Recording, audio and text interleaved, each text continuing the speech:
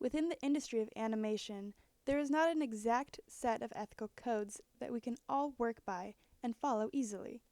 Unlike those in photography, us in the more hands-on artistic industry must figure out what is acceptable and what is not. We do follow some rules that are followed loosely based on what other artists have learned. For example, rules such as respecting another's intellectual property, as well as respecting another's image content, are on the top of the list and are the most important to understand, even more so in the freelance industry. As an artist, you are expected to do your own work. 3D animators can get a little confused on this concept because we tend to animate characters that another artist has designed or created on their own and decided to share with everybody else, be it for free or for profit. These models and characters we animate are called rigs. A rig is a creature or a human modeled into a 3D program such as Maya. Once built, someone needs to build a skeleton within the creation before coding things into each joint, limb, and facial piece before it can be considered complete. Prices for rigs alone can be anywhere from the few free ones that every animator uses up to hundreds of dollars. This, of course, is ignoring the fact that if you want to use a rig for commercial use, and the price will skyrocket. There tends to be quite a lot of fights within the artistic community about pieces that look too close to another artist's piece.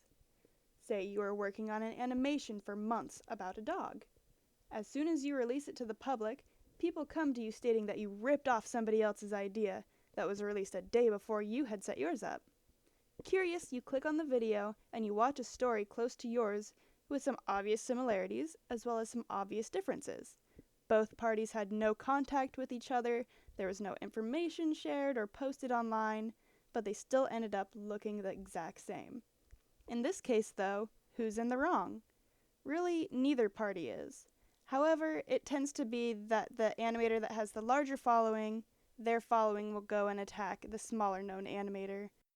If somebody else creates an animation that's very close to a copyrighted product, there could be some serious issues. One great example of this can be seen with the mockbusters that bloom forth, especially when Kung Fu Panda came out. There was quite a few, from Chopkick Panda to the Little Panda Fighter, that wanted to cash in on Kung Fu Panda's popularity. Both of these mockbusters strongly copied the box art on the outside to confuse sweet old ladies that wanted to buy the big new DreamWorks hit for their grandchildren. Funnily enough, while doing this project, I actually figured out that my mother had ended up buying the Little Panda Fighter for my nephew. He had seen the artwork on the box and thought it was the actual movie Kung Fu Panda, and was so excited to get it as a treat that he pointed it out and said, Grandma, buy this for me."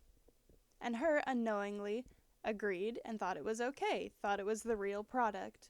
However, once they got home and put the DVD in, they figured out their mistake, and they couldn't even return the movie. This is what mockbusters tend to do. They want unsuspecting people to be able to grab the stuff off the shelves, thinking that it's the exact movie that they thought it was. And this is how they make their profit. Specifically for the Little Panda Fighter, the actual movie looks nothing like the box art, let alone the art style or animation quality of Kung Fu Panda. Technically, they're okay in the eyes of the law because they didn't copy the exact movie. They made their own thing, but they're still trying to trick people with their cover art and the title, pretty much, of their movies. These mockbusters like to release within the same week, if not within the same few days as the actual DreamWorks movies or Disney movies come out. This way they can rake in as much cash as they can from the people who do not know what the actual box art or the actual movie is about or what it looks like. Without true rules and ethical codes, people can get away with things like this all the time. Yet if animation did get specific rules, then people would protest, saying that they were stifling the artistic thinking and talent in the community. We must all work together within our artistic community and our industry to understand when things are acceptable, such as my dog example, and understand when things are not acceptable, such as the many mockbusters. It's up to us in the artistic and animation industry to enforce the protection of intellectual property in a reasonable manner. For one last treat, I would like to show you an example of what I mean when DreamWorks quality and the Little Panda Fighter quality do not match whatsoever. So please enjoy these clips, and thank you for listening to my presentation.